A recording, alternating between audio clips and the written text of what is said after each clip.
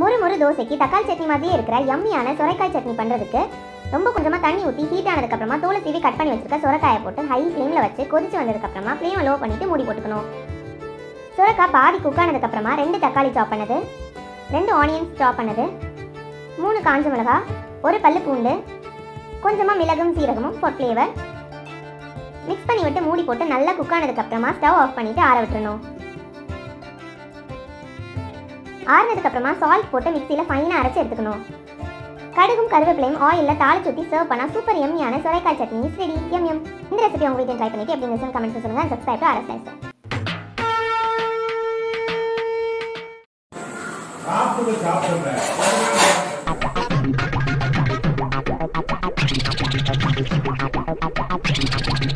இன்னைக்கு பார்த்தேன் big pass பாத்தீங்களா?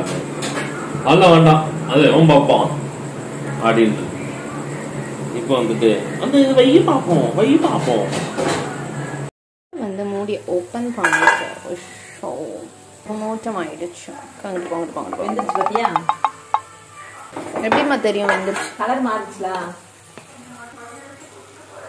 நீ அமுக்கு ஃப்ரேம் மூட்டு வெளியே போயிட்ட. எக்ஸ்கியூஸ் மீ கிட்ட உள்ள வா.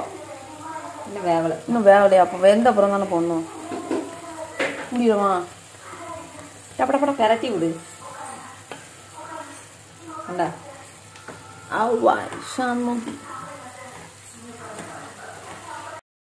இந்த இதுல வந்து நம்ம தக்காளி ஆட் பண்ணிக்கிறோம். இதுலயும் அப்படியே வெங்காயத்தை வச்சு கொடுங்க.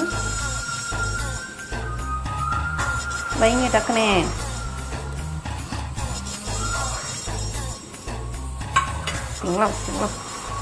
இப்போ இதுலயே வெங்காயத்தையும் போட போதும்.